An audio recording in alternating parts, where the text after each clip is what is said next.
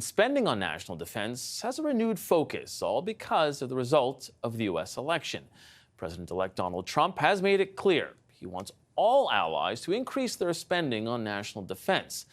Canada has pledged to meet our NATO target of 2% of our GDP spent on defense, but that's by the year 2032. Last week, former U.S. Ambassador to Canada, Kelly Craft, said Canada can do better. But it's unclear if the Liberal government is willing to spend and speed up that spending. Should this become a top priority for the government as they prepare for the incoming Trump administration? Let's bring in the front bench. Former senior advisor to Liberal Ontario governments, Dalton McGuinty and Kathleen Wynne, Dan Moulton. He's now partner with Crestview Strategy. Shakir Chambers is vice president at Oyster Group. He worked in Prime Minister Stephen Harper's office before becoming a policy advisor to International Trade Minister. George Soul is the former director of communications to the NDP. He's now a principal at Syntax Strategic. And Laura Stone is Queen's Park reporter for the Globe and Mail. Thank you all for being here, gang. Dan, let's start with this. Let's start with you on this one. What do you make of the Liberals' response to how they'll deal with the increased pressure from the U.S.? Do you think that they're scrambling behind the scenes right now? No, I don't think so. I mean, they've already communicated quite publicly their intent to increase Canada's defense spending quite dramatically over the coming years. And I think they're going to maintain a pretty, committed posture to that. I think the speed at which that can happen is going to continue to be the challenge in this country, regardless of who's in the Prime Minister's office and who's in government. How fast Canada can escalate to that commitment is going to be a cause of consternation with the incoming Trump administration. They've been making this a priority, a political priority, for many years now. They're going to continue to do that with the Europeans, with Canada, with other NATO allies, and a pressure to do it faster, I think, is what any Canadian administration is going to face. We haven't seen the Conservatives sort of bring forward a different plan, a faster plan, or even really a plan to get to that 2%. So I think a lot of eyes in this country are going to be on the Conservatives and how they're going to respond to this continued pressure.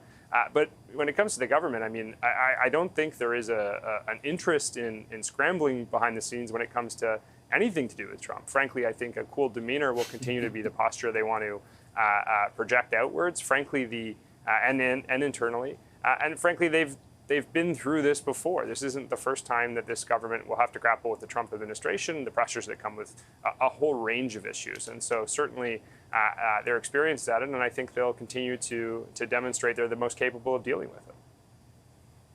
Shakir, picking up on one of Dan's points, I mean, we had General Tom Lawson earlier on in the show saying that he thinks it's going to actually be front and center in the next election campaign when it comes to defense spending. Given that we haven't seen much yet from Poilievre, Mr. Poilievre, Conservative leader on this, do you think that it actually will be something that will be central to a campaign? I have a hard time seeing that. I think it's obviously a priority.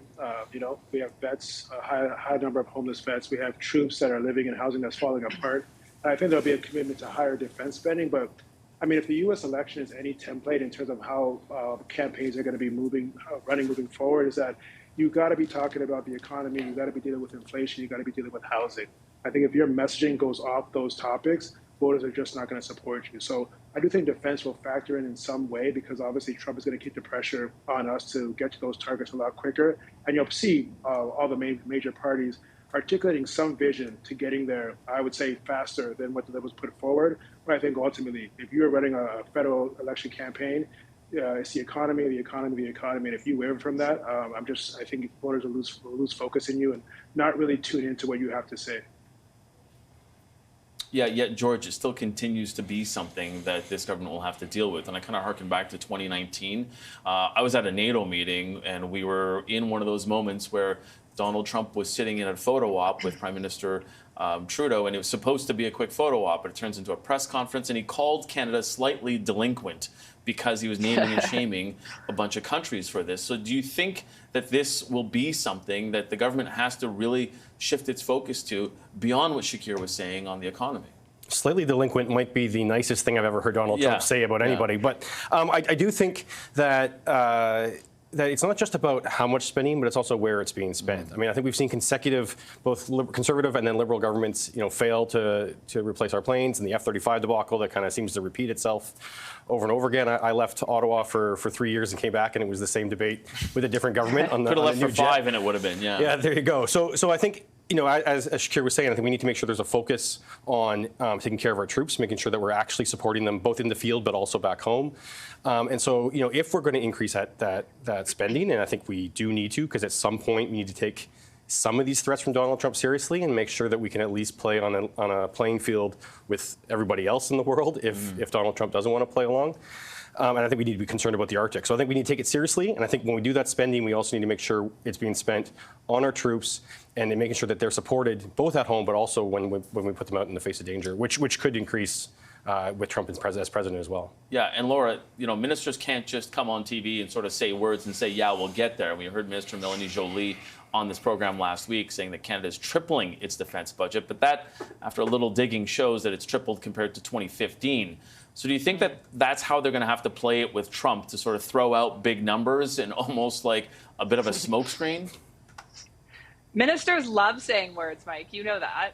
I think Canada is going to try to buy time here. And I think General Lawson was bang on when he said, I think we'll see kind of a more sped up timeline and more concrete details of the government's spending plan on defense come the next election campaign. I think the Liberal government is putting out a lot of fires right now.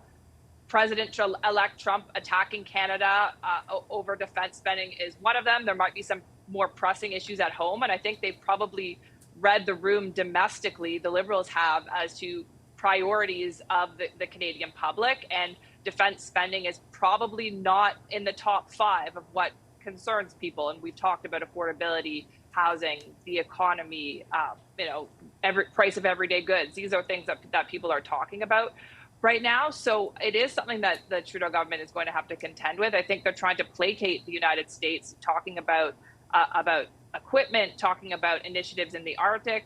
I think they're probably going to make some mini announcements leading up to more concrete and firm details about their plan. But yes, I think they are going to put up a little bit of a smoke screen to try to avoid the wrath of Donald Trump, because we know that there's going to be a wrath on a number of fronts when the U.S. presidency begins. Yeah, likely it won't be just defense.